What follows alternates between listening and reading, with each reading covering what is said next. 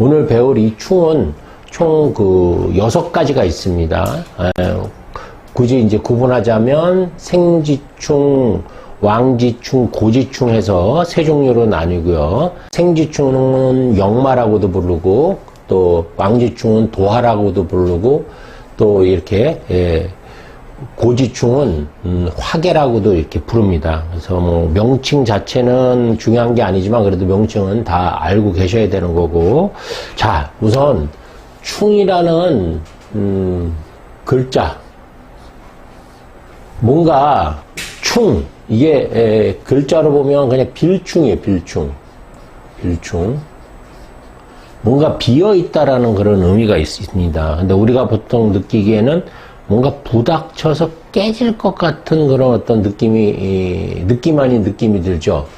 뭔가 부닥쳐서 깨진다라는 그런 의미로 많이 사용되는 것도 사실입니다. 자, 그러면 충이라는 게 이렇게 뭐 죽음부터 해서 뭔가 변화를 일으킨다라고 말씀을 드렸는데, 그렇다고 하면 충도 이제 그 종류별로 있겠죠. 충이 어떻게 들어오는가. 그래서 우선 크게 충은 세 가지로 나눌 수 있는데, 첫 번째, 이게 생지충이라는 걸로 나눌 수 있고요. 생지충은 인신사해, 이렇게 해서, 이걸 생이라고 이렇게 표현을 합니다. 그 다음에,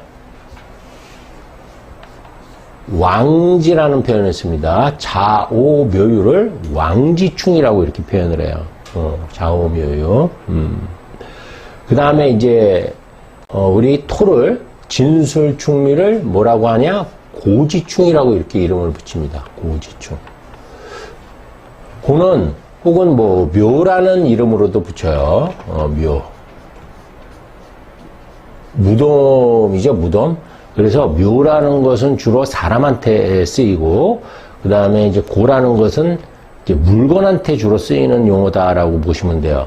왜냐하면 사람을 창고에다가 두진 않죠. 사람은 땅에다 묻고, 물건은, 보물은 창고에다 갖다 놓기 때문에 이제 이렇게 씁니다. 그래서 크게 우리 삼합도 생왕고로 돼 있듯이 충도 이렇게 생왕고로 돼 있다라는 것을 알 수 있어요. 합과 충은 서로 상반된 기운 같고 대비되는 기운 같지만 서로 어떤 기운이에요? 보완되는 기운이에요. 충이 있을 때 합이 들어오면 충이 해소되고, 또 합이 있을 때 충이 들어오면 합이 깨지고, 그래서 서로 이렇게 보완해 줄 수 있는 관계가 충합 관계다라고 보시면 돼요.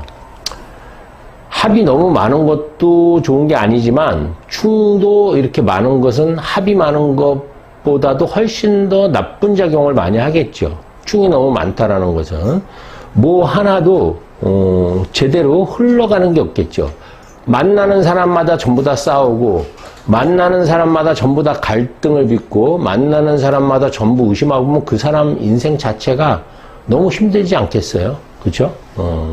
너무 헬렐레 해도 안 좋겠지만 그렇게 너무 전투적으로 사는 것도 굉장히 힘든 겁니다.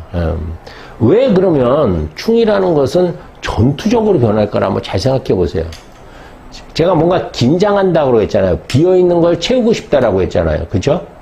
그러면 내가 뭔가 채우기 위해서는 나한테 없는 게 있잖아. 그럼 누군가한테서 뺏어와야 돼요.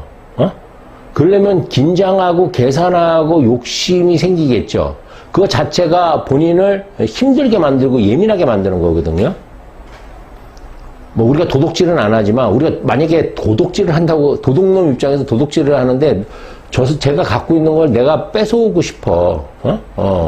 뺏어오고 싶은데 이게 느긋하게 이렇게 그런 마음가짐으로는 뺏어올 수가 없겠죠. 뭔가 전투적으로 바뀌어야지 뺏어올 수 있잖아요. 그래서 내 곳간에 채울 수 있잖아. 그렇죠? 그래서 충이 들어올 땐 거의 다 욕심이 들어와요. 그 욕심은 우리가 그 전 시간에 배웠던 십성에 따라 달라지겠죠. 재성이 충된다라고 하면 뭔가 남의 재물을 뺏어오고 싶겠죠? 남의 여자를 뺏어오고 싶거나. 그런데 문제는 뭐냐면 충이라는 것은 채우고 싶은 욕망이지만 내가 그것을 정말 가져와서 채울 수도 있겠지만 거꾸로 이미 내가 가진 것 조차 다 뺏길 수도 있는 거야. 충이라는 것은. 내가 가져올 확률도 있지만 뺏길 확률도 있어요. 50대 50이라고 봐야 되겠죠? 물론 그거는 이제 여러 가지가 이제 사주 주변 오행에 따라 틀리는데 아직 여러분들은 신강 신약을 안 배웠기 때문에 신강한 사주 같은 경우에는 그래도 내가 뺏어올 가능성이 높고 신약한 사주는 내가 뺏길 가능성이 높아요. 그래서 신약한 사주한테 충이 들어온 거는 신강한 사주의 충보다 훨씬 더 부정적으로 작용해요. 근데 아직은 그걸 모르기 때문에 그냥 그렇다라는 것만 알고 계시면 돼요. 자, 이런 거예요. 내가 힘이 약한데 남의 것을 뺏으러 갔다가 오히려 뺏지도 못하고 그 사람한테 두들겨 맞고 내 것까지 뺏길 수 있겠죠. 내가 힘이 약하면. 그렇지 않겠어요? 그런데 내가 힘이 세. 그러면 가갖고 힘 약한 사람 거 뺏어올 수 있잖아. 그러니까 간단한 원리로 보시면 돼요, 원리로. 그러니까 충이 들어왔을 때 이게 어떻게 작용할까는 그 충이 긍정적으로 작용할지 부정적으로 작용할지는 사주를 전체를 다 보고 나서 결정할 수 있다라는 거예요. 그냥 단순히 충만 봐갖고 이게 좋다 나쁘다를 알 수 없는 거야. 예, 우리 그 사주의 바이블이라는 적존서에 보면 이 충에 대해서 간략하게 나온 게 있어요. 생방파동 고이계, 생방파동 고이계, 폐지봉충 자세추라고 해서 이 세 가지 운에 대해서 간단한 그런 설명을 해놨어요. 아주 되게 중요한 얘기인데 뭐 우리가 이 정도는 알고 있어야지 되지 않을까 싶어요. 생방, 파동,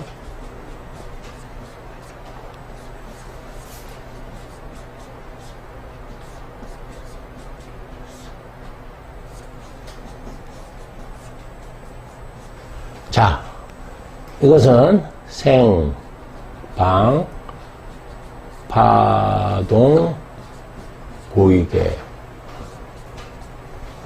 이게 무슨 뜻이냐? 생지는 움직이는 것, 생지의 충, 즉, 인신사회의 충은 그 뿌리가 움직이는 것이 두렵다라는 뜻이에요. 이게 두려울 파거든요. 파동이라는 것은 생지는 왜 움직이는 게 두렵냐? 서로 방향성이 있어, 방향성. 서로 방향성이 있다는 건 뭐예요? 분명한 목적이 있다는 거예요, 목적.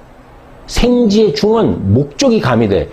그냥 싸우는 게 아니고 저놈한테 내가 뭔가 가꾸고 싶은 거, 저놈을 이기고 싶어서 내한테 들어올 이득, 이런 계산이 들어가는 거예요. 그러니까 목적이 있다라는 것을 방향이라고 표현을 한 거야. 그래서 생방파동이라는 것은 생지에 대한 얘기예요. 생지에 대한 얘기예요. 생방파동. 움직이는 것이 두렵다. 움직인다는 건 어떤 의미일까? 내가 이게 왜 지지에서 생지충이 움직이는 게 두렵다고 했냐면 지지에서 움직인다라는 거는 뭐냐면 첨단까지 흔들린다라는 거예요. 왜? 거기에 뿌리가 있기 때문에 그래요. 그러니까 내 생각이나 계획이나 내가 의도했던 그런 어떤 행동들 또 바라는 그런 어떤 의지들 이런 것들이 전부 다 변화될 수 있는 거예요. 그래서 우리가 보통 생지충이 들어왔을 때는 큰 변화가 일어납니다. 그 다음에 이제 고의계라는 것은 이게 마땅할 의자에다 창고고자에다가 열릴 계자예요. 그래서 마땅히 고지충, 고지에 대해서 얘기한 거예요. 고지는 열리고 닫히는 기능이 있어야 된다라는 거예요. 그러니까 우리가 이걸 이제 계고하고 이제 계고, 입묘, 입고 이렇게 표현을 해요. 들어가는 것은 입묘, 입고라고 하고 나오는 것은 이제 계고라고 하거든요. 그래서 토를 깔고 있는 사람들은 전부 다 입묘, 계고 현상이 일어나요. 굉장히 무서운 현상입니다. 그래서 이것도 오늘 이제 다 할 건데 그래서 그것을 마땅히 열려야 된다라고 이렇게 표현을 해놨어요. 그 다음에 두 번째는 이제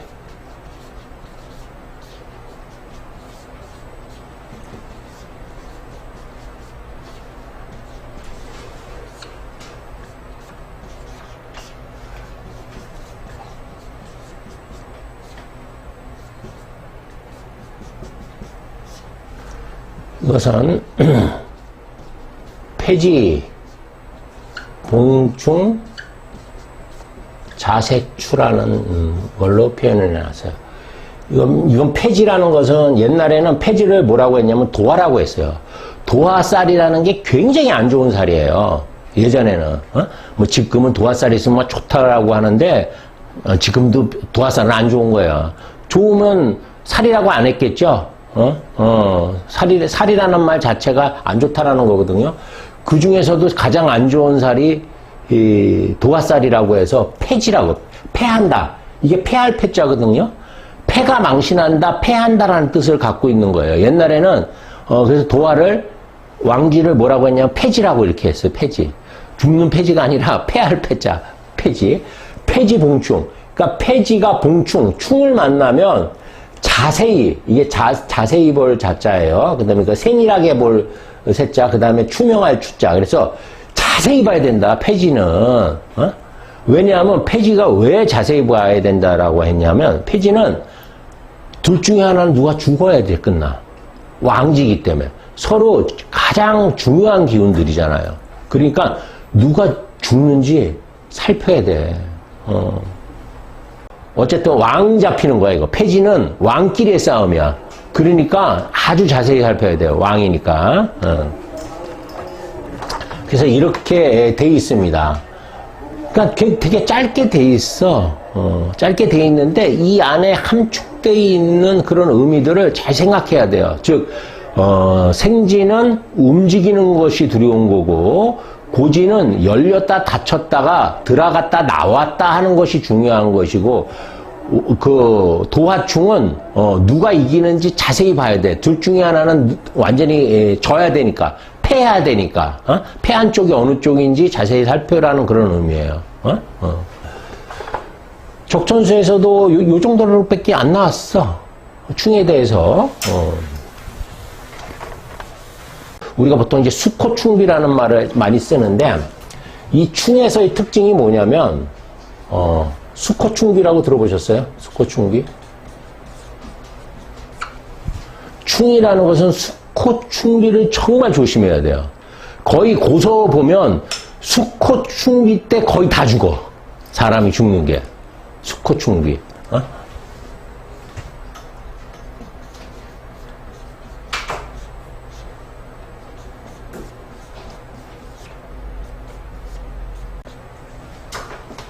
이게 수코충비라는 건데, 호랑이가 잘 때, 이게 잘숙이에요. 호랑이가 잠을 자고 있는데, 코를, 이게 코빗자거든요? 코를 찌를 축이죠. 코를 찌른다.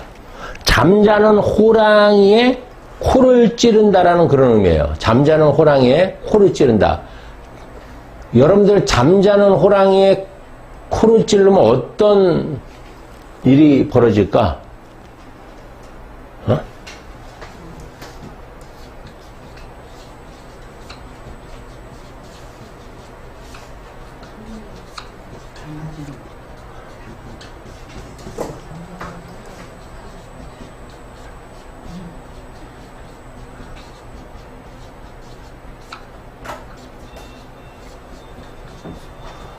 왕자충세,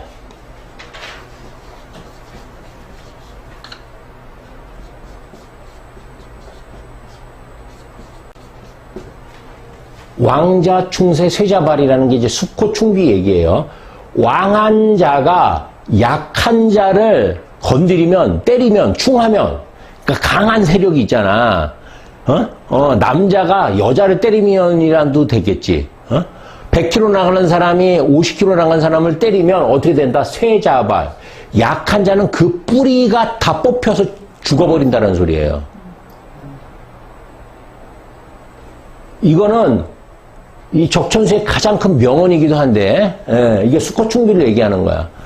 그러니까 왕한 것은 강한 사람한테는 뭐 하라는 뜻일까? 덤비라는 뜻이야? 숙이라는 뜻이야? 숙이라는 뜻이에요. 나보다 훨씬 센 사람 있잖아. 여러분들이 부당한 걸 봤어. 나는 조용히 앉아서 커피 먹고 있는데 막 거기서 난동을 부려, 어떤 놈이. 근데 그 난동 부리는 놈이 한 200kg 나가는 뚱땡이에다가 이렇게 큰 몸집을 갖고 있어. 그러면 걔한테 따지면 돼, 안 돼? 안 되지. 그러면 내가 회사 다니고 있어. 근데 우리 사장님이 조금 마음에 안 들어. 막 따지면 돼, 안 돼? 안 되죠. 근데 남편이 돈도 못 벌고 나보다 힘이 약해. 그럴 때는 어때요? 만만해. 그럴 때는 따져도 돼요. 때려도 되고. 그러니까 내가 비슷하거나 만만하면, 충해도 돼. 내가 뺏어올 수 있으니까. 충은 가장 중요한 원리가 내 컨디션이야, 내 컨디션. 내가 어떤 상태냐가 중요한 거야. 내가 세고, 내가, 다 감당할 수 있으면 갖다 부닥치면 돼.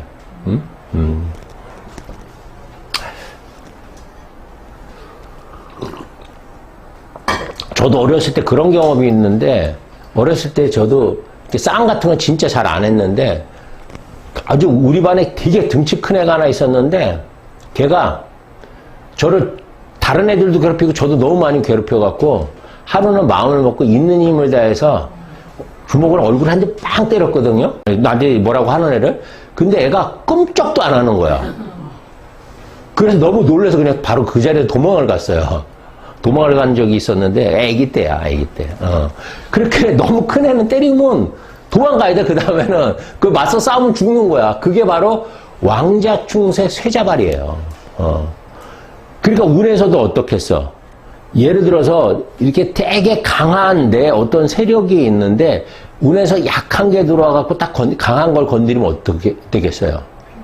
네, 수코충비가 되겠죠? 그때 거의 90%가 다 죽는 거예요. 그래서 여러분들이 죽는 운 보는 거 그렇게 어렵지 않아. 우리 언제 죽어요? 그러면 이렇게 수코충비 때 많이 죽어요. 수코충비 때. 옛날 고서들 책 예 들어보고 보면 거의 80%가 다 수코충비 때 죽어요. 아이고, 호랑이 코를 찔렀으니까 호랑이가 물을 거 아니야. 가만히 있겠어? 깨어나갖고? 그쵸? 죽을 때 주로, 세잡할 때 죽고, 삼합 때 죽고, 임묘 때 죽고, 크게 세 가지야. 오늘 배울 이제, 드면 언제 죽는지 이제 거의 다 나온 거야. 주로 이제 임묘 때, 임묘현상이라고 그러죠? 이제 들어갈 거야. 아직 안 배웠지만, 임묘 때 죽고, 삼합 때 죽고, 이 수코충비 때 죽는데, 이 수코충비가, 제일 확률이 높아. 임묘보다도 더 높아, 이게, 수코충비가. 그러니까 호랑이 코는 찌르면 안 돼. 호랑이가 잘 때는 그냥 가만 냅둬야 되는 거예요. 나보다 센 사람한테는 숙여야 되는 거야. 따라야 되는 거야. 우리 성인인 공자님도 난세 때는 임금의 안색을 살피라고 그랬어요. 임금이 바보 같고 폭군인데 그 앞에서 아니되옵니다. 막 그 개죽음이잖아. 그냥 죽는 거잖아. 그렇잖아요. 말이 안 통하는 사람하고는 말을 하면 어떻게 돼요? 사람을 잃는다고 했어요. 그리고 말을 해야 될 사람하고 말을 하지 않으면 뭐를 해요? 말을 잃어버린다고 했나? 그랬는데 어쨌든 센 거는 건드리면 안 돼.